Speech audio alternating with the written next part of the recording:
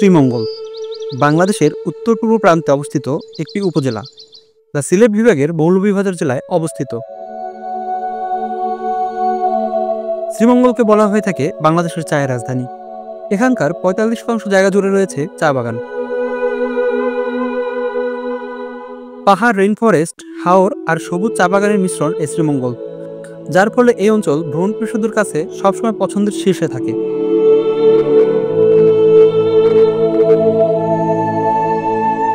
আজকের এই ভিডিওতে আপনাদের ঘুরিয়ে দেখাবো শ্রীমঙ্গলে অবস্থিত লাউয়াছড়া জাতীয় উদ্যান, এছাড়া চা বাগানকে কেন্দ্র করে কৃত্রিমভাবে তৈরি করা মাধবপুর লেক, এবং সর্বশেষ আপনাদেরকে নিয়ে যাব শ্রীমঙ্গলের সবথেকে সুন্দর চা বাগান নুরজান টি এস্টেটে।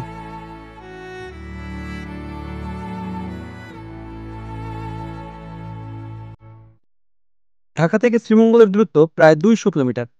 তাই আজকের ভ্রমণ গল্পে আমাদের সর্বপ্রথম গন্তব্য শ্রীমঙ্গল শহর পৌঁছানোর জন্য আপনারা চাইলে ঢাকা থেকে এই রুটে যে কোনো বাসে চড়ে আসতে পারেন। সেক্ষেত্রে জনপ্রতি খরচা হবে ৫৭০ টাকা। ভ্রমণের ক্ষেত্রে রাতের বাস যাত্রা শুরু করলে আপনাদের শ্রীমঙ্গল শহরে নামিয়ে দেবে ভোরবেলা। শ্রীমঙ্গল এসে আমরা সর্বপ্রথম এখানকার ঐতিহ্যবাহী পানশী রেস্টুরেন্ট থেকে আমাদের সকালে নাস্তা সেরে নিই। নাস্তা সেরে পানশী রেস্টুরেন্টের গেট থেকেই আপনারা চাইলে সিএনজি অথবা চান্দের গাড়ি ভাড়া করে নিতে পারবেন। সারাদিনের জন্য সিএনজি ভাড়া ১৫০০ থেকে ২০০০ টাকা এবং চান্দের গাড়ি ২৫০০ থেকে ৩০০০ টাকা পর্যন্ত হয়ে থাকে। নাস্তা সেরে আমরা আমাদের প্রথম ভ্রমণ গন্তব্য লাউয়াছড়ার উদ্দেশ্যে যাত্রা শুরু করি।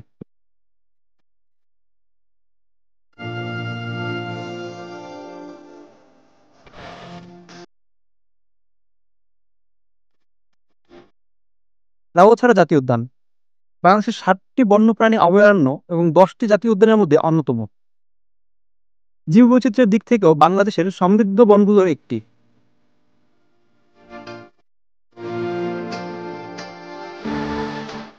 আয়তনে ছোট হলেও এ বন দুর্লভ উদ্ভিদ ও প্রাণীর এক জীবন্ত সংগ্রহশালা।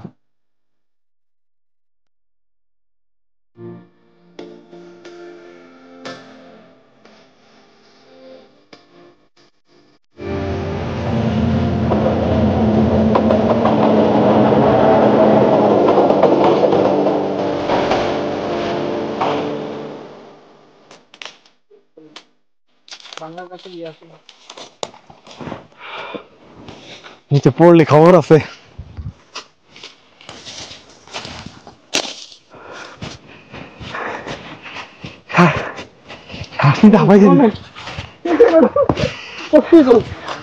এই পরিমাণ নিচ থেকে উঠছে উপরে, ও ৪-৫ বিল্ডিং এর মতো উঁচা।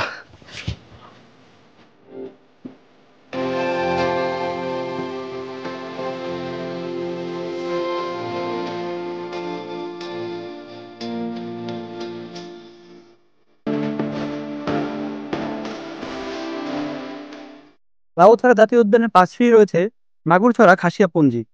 খাসিয়ারা বন ও প্রকৃতির সাথে একাত্ম হয়ে গড়ে তুলেছে তাদের আবাস।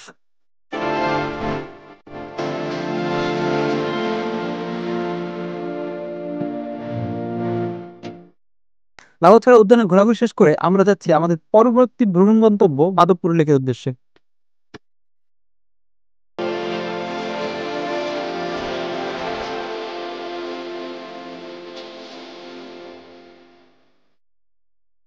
লাউয়াছড়া জাতীয় উদ্যান ঘোরা শেষ করে আমরা মাধবপুর লেকের দিকে যাওয়ার সময় একটা জায়গাতে দাঁড়ালাম। এখানটাতে আসলে একটা টিলার মতো, আর রাস্তার ঠিক পাশটাতেই একটা বটগাছ ছিল। আমরা কিছু ছবি তুলবো। আর এখানটাতে টিলার আশেপাশটাতে পুরোটা জায়গা জুড়ে চায়ের বাগান। উঠোতে হাঁপিয়ে গেছি। আসলে চায়ের রাজধানী বলার তো কোনো কারণ আছে, মানে এই পুরা এরিয়াটাতে আপনার এই শ্রীমঙ্গলের প্রায় ৫০% জায়গা জুড়ে এই চায়ের বাগান করা। আর এখন আমরা মাধবপুর লেকটাতে ঘুরবো। ওই লেকটা কৃত্রিম লেক, আপনার চায়ের বাগান করার জন্য ওই লেকটা করা হয়েছে। শ্রীমঙ্গল থেকে ১০ কিলোমিটার পূর্বে মাধবপুর লেকের অবস্থান।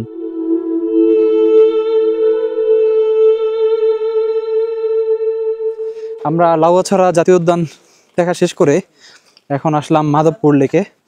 এখানকার টিকিট মূল্য ১০ টাকা। আসলে টিকিট মূল্য না, এটা মূলত যারা গাড়ি নিয়ে আসবে কিংবা বাইক নিয়ে আসবে, আমরা বাইক নিয়ে আসছি, সেক্ষেত্রে আমাদের জন্য ১০ টাকা। আর এখানে ঢুকেই এক ভাইকে পাইলাম যে আসলে বাঁশি বাজাচ্ছে ওই পাশটাতে। উনি এখানকার বাসিন্দা না, তবে এখানে বাঁশি বিক্রি করার জন্য আসে দৈনিক। এই তো চলেন তাহলে মাধবপুর লেকটা একটু ঘুরে দেখা যাক।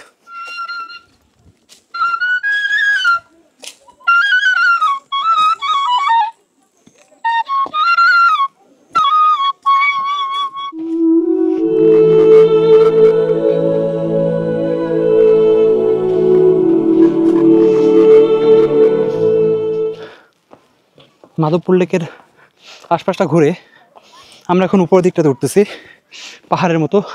আর এই পুরো এরিয়াটা জুড়ে শুধু চা বাগান। আর মাধবপুর লেকটা করা হয়েছে মূলত এই চা বাগানকে কেন্দ্র করেই। এই চা বাগানে পানি দেওয়ার জন্য মাধবপুর লেকটা কৃত্রিমভাবে তৈরি করা হয়েছে। আর লেকের ভিতরে শাপলা ফুল আছে, কিছু পদ্ম ফুলও আছে। এখন আমরা উপরটাতে উঠতেছি, হাঁপিয়ে গেছি, অনেক উঁচা এটা।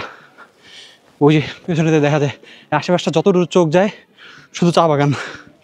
লেকের ওই পাশটা থেকে আমরা উপরে ওঠার পর এই পাশটাতে উপর থেকে একদম ওই পাশটাতে একটা ভিউ দেখা যায়, কি সুন্দর, যত দূর একদম খালি। এটাতে যত দূর চোখ যায় একদম খালি মাঠ। আর এইখানটাতে শুধু পাহাড়, আবার অনেক দূরে কিছু পাহাড় আছে, দেখা যায় কিনা যায় না ঠিক। ওই যে অনেক দূরটাতে পাহাড় আছে, আর এই দিকটাতে পুরোটা খালি খালি স্পেস। আর এই দিকটাতে হলো আপনার লেক, লেকের এই দিকটা তো ঢালু, ওই যে নিচটাতে লেক। হ্যাঁ, আর এই যে এই দিকটাতে হলো একদম, ওই দিকটাতে যত দূর দেখা যায় একদম খালি। আর ওই যে অনেক দূরে দেখা যাচ্ছে ওই দিকটাতে হলো পাহাড়। আর এখানে গান বাজনা হচ্ছে, কিসের জন্য যাই না, তো যে দেখি।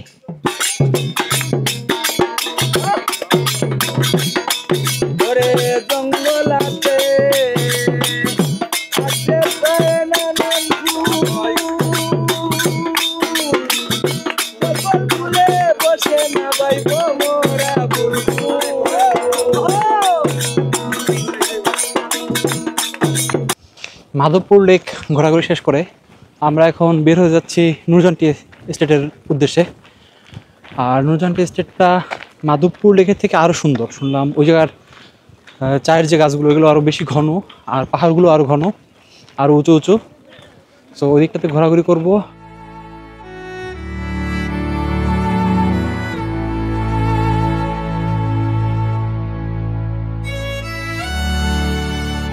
শ্রীমঙ্গল জুড়ে রয়েছে ছোট বড় অসংখ্য চা বাগান।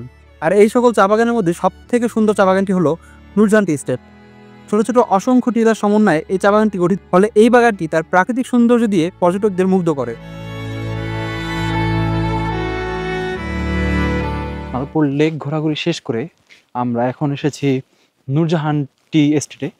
আর এই নূরজাহান টি এস্টেটটা মাধবপুর লেকে থেকে তুলনামূলক সুন্দর, কিন্তু মাধবপুর লেকটাতে গোছানো। এই নূরজাহান টি এস্টেটটা তেমন একটা গোছানো না, মানে ঘোরাঘুরির জন্য পারফেক্ট কোন রাস্তাতে আপনি যাবেন তা বোঝার কোনো ওয়ে নাই।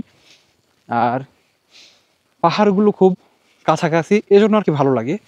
আর অনেক ঘন, এখানকার যে চা বাগানগুলো আছে, চায়ের যে গাছগুলো আছে সেগুলো খুবই ঘন, এর জন্য দেখতে সুন্দর লাগে। আর অনেক উঁচু, মানে অনেক উপরে। আর এখানটাতে অনেক বেশি পরিমাণ বানর আছে, দেখলাম ভেতরটাতে অনেক বেশি বানর লাফালাফি করে। দেখতে তো তেমন একটা ফলের গাছ দেখলাম না, এটা আসলে যে কী খেয়ে আছে আল্লাহ মাহবুব জানে। আর দেখি সামনের দিকে আর কিছু যদি বাজে আপনাদেরকে দেখাবো।